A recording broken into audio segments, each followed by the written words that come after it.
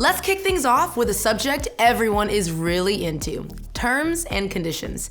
Actually, they've probably never been on your mind, but you've definitely seen them. Well, sort of, even if you didn't realize it. You know when you download an app to your phone or computer and you get a pop-up message that asks if you agree to their terms and conditions? It's that. Do you read it? No one reads it. And so we do what everyone does. We select agree and move along. Why? Well, they can be crazy long. Instagram's terms, for example, are 5,000 words long. Fortunately, one lawyer decided to read through Instagram's list and spell out their terms in plain English for those of us who aren't lawyers. Here are a few of the highlights.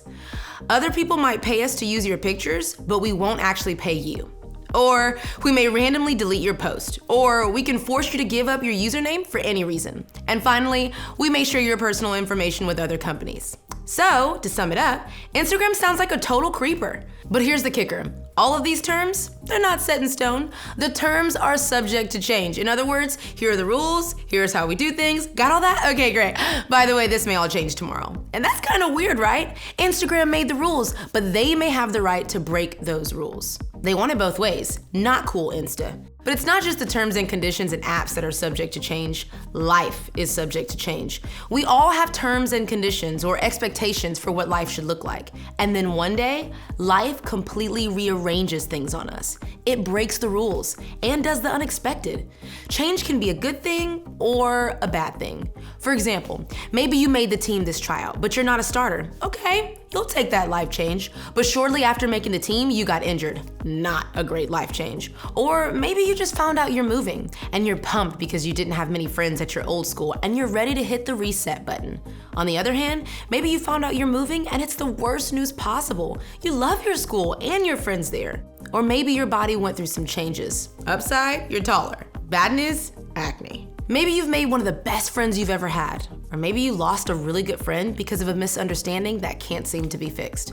Maybe you have an awesome new dating relationship, or maybe you were hit with a breakup that totally blindsided you. Change can be awesome or awful. But either way, I think we all struggle with it for a couple of reasons. First, for some of us, it forces us into the unknown. Moving into a new town or school could be an awesome experience, but we don't know yet. Changes don't arrive with a guaranteed set of terms and conditions. So until we know how things turn out, it can be pretty stressful. For others of us, we lose perspective. Change can be emotional. In fact, if it's a big enough change, it can feel like it's the end of the world. And finally, change can cause us to realize we're not in control. If you think about it, we spend a lot of time and energy trying to control our outcomes. We study to make good grades, we practice our sports, instruments, we take the right electives so we'll get into the right college. We do everything we can to avoid arguments with friends or family. And although we never really have control of our lives, we feel it more deeply when we're in the middle of change. And since all of us are subject to change at some point, we're all subject to realizing that we can't make everything in life fit into a nice, perfect box. And so the question we need to tackle isn't how do we avoid change, because change is happening, whether we're ready for it or not. The real question is, how can we make it through change? Fortunately, the Bible has some things to say about this very question. And what the Bible says can actually comfort and carry us through anything life throws our way. But before we get there, let's do some backstory. Thousands of years ago, God chose a group of people, the Israelites, to be his people. And although God is perfect, the Jewish people obviously couldn't behave perfectly. Despite that, however, God still wanted them to live differently than every other people group in the world. So he gave them a set of laws on how to live great lives while setting themselves apart. It started with 10, but it eventually became 613 laws. Yeah, I get it, that's a lot. They had laws for just about every part of life: what to eat and not eat, what to wear and not wear, how to worship God. Crazy, right? Some of those rules for worship stated that only certain people could enter the inner part of the temple, which was like their church, and only a smaller elite group could actually experience God's presence. So the rules for worship were rigid, to say the least. Fast forward a few centuries to when something revolutionary happened. God entered the world as a real flesh and blood person, Jesus. And he shared the amazing truth that his love wasn't just for the Jewish people, but for the whole world. And then, after being put to death and demonstrating just how great his love was, Jesus came back to life. And when Jesus defeated death, it changed everything. It was the game-changing, history-making moment. But then Jesus left the world. And once life returned to somewhat normal, the Jewish people who had become followers of Jesus were shaken up. Their religion, which they had faithfully practiced every day for generations, went from 613 rules to one relationship? Did God's laws have terms and conditions? Were these rules subject to change? To say they had concerns was an understatement. So, a letter was sent to address them. It's called Hebrews. It was written to Jewish people who had followed Jesus. And while we're not sure who wrote it, the author clearly had a deep understanding of God's plan for his people and mankind. And as the letter is ending and the author is writing in his final thoughts, he makes this statement: "Don't love money. Be satisfied with what you have. For God has said, I will never fail you. I will never abandon you." That may seem like a weird thing to hear now, but it made sense at the time. Being a Jewish Jesus follower back then wasn't easy. One of the changes that came with following Jesus meant you were in danger of losing property and money. You could lose everything. But even with the scary threat of potential change like this, the author reminds Jewish believers of something they already knew to be true because they had heard it all of their lives. God would never abandon or fail them. Basically, the writer is saying, hey, a lot is changing, I get that, but God's character hasn't changed at all. The writer continues. A few verses later, he makes a similar statement that I think could help all of us when we're facing a life that is subject to change. Jesus Christ is the same yesterday, today, and forever. In other words, even though Jesus had changed the game, Jesus himself had not changed. He was the representation of the same God they had been following since they first encountered him. Sure, the way they lived and worshiped was changing in a major way. Instead of following hundreds of rules, they were now free to simply follow one person, Jesus. So that meant worship, no more rules about who could go where in the temple. Experiencing God, his spirit was now available to everyone. Sacrifices, in one move, Jesus became the singular permanent sacrifice for everyone's sin. No more animals had to die like they did in the old system.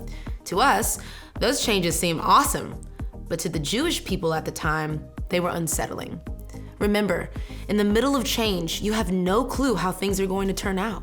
That's why the writer of Hebrews reminds the Jewish believers that even though a lot is changing, they could trust that Jesus himself does not change. He wasn't some random guy showing up to break their system. He was the same God who was present when the system was created. And that's a big deal because they had history with God. They'd experienced ups and downs with him. They had experienced God's faithfulness through tough times in their past. And the same God they or their ancestors had trusted in the past was the same God they could trust now. Their circumstances had changed, but God's character hadn't changed one bit.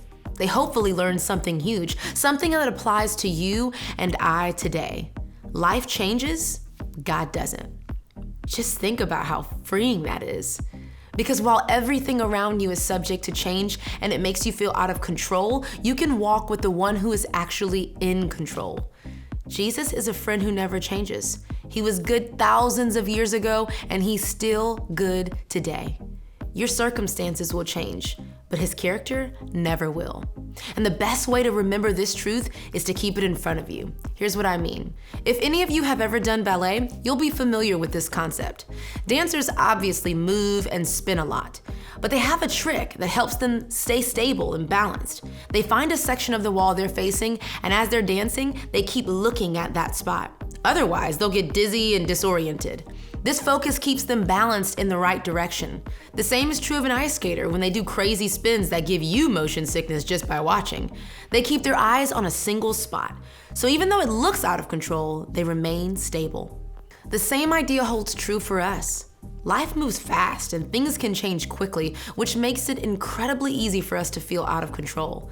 And when that happens and we focus on our problems, things feel worse. We tend to forget how God has shown up in the past, and as a result, we lose perspective. It's important that, instead, we stay focused on the one who can stabilize and keep us balanced. So how do we do that?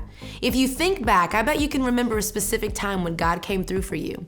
Maybe it was when your family didn't have enough money and you prayed for help to get through it. Maybe he was there when a dating relationship ended and he helped you survive. Maybe he's helped you calm your anxiety from time to time. Maybe he answered a really important prayer. Take some time to think through your past and come up with a few specific memories of how God stayed the same when life didn't. Once you remember that moment or time when he showed up, write it down and then keep it in front of you. Doing this reminds you that God has shown up in the past, and it will encourage you to know that he's still the same today. Write it down, then put the note in a place where you'll see it daily. Your bathroom mirror, inside your locker, on the dash of your car, in your notes app on your phone. It may feel lame, but seeing these reminders every day will help you keep things clear when life feels like it's spinning out of control. Listen, change is going to happen. Sometimes it'll be good, and sometimes it won't. But even though life is unpredictable, we can always trust in the one who is predictable. Life changes, God doesn't.